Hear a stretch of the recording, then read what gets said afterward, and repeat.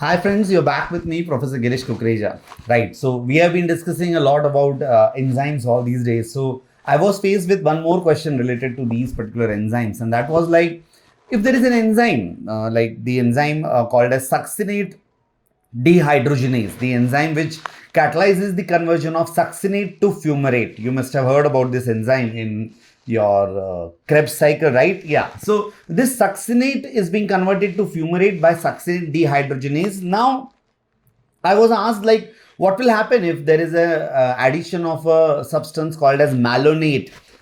Yes, you heard it right. It is malonate. So malonate, which is a competitive inhibitor of this succinate dehydrogenase. So when I add this malonate in this reaction where succinate is being converted to fumarate, what will happen to the values of your Km and Vmax, right? So try to recall your malonate is looking exactly similar to your succinate with one CH2 group less, right?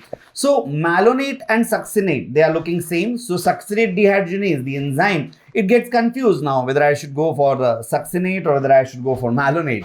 And in this rush, it combines with malonate, right? And now the affinity of your enzyme towards your original substrate, that is the succinate, it is reduced.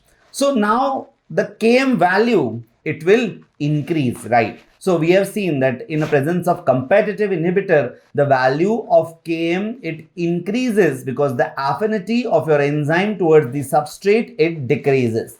As far as Vmax is concerned, we know that which is achieved at a very high concentration of substrate. Theoretically, like mathematically calculating, it comes at the infinite concentration of the substrate. We know that Vmax won't be altered. So remember that if malonate is added in a reaction of succinate dehydrogenase where succinate is being converted to fumarate, there will be an increase in Km and there will be no change in Vmax as it is a competitive inhibitor. You can find a detailed account of this competitive inhibition in one of our videos where we have shown a complete derivation of this competitive inhibition. One historical enzymatic question which was asked like historical enzymatic like because I was asked like what was the first molecule probably which would had enzymatic activity.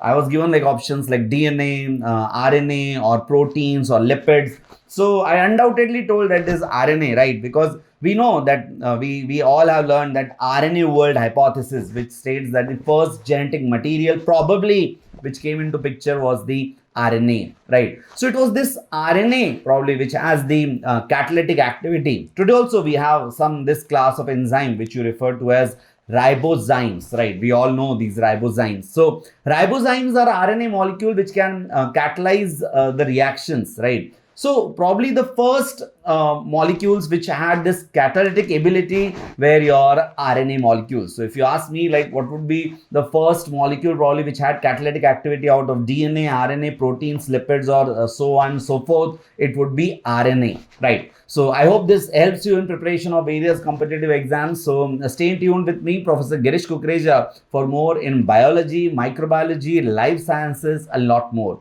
Thank you so much.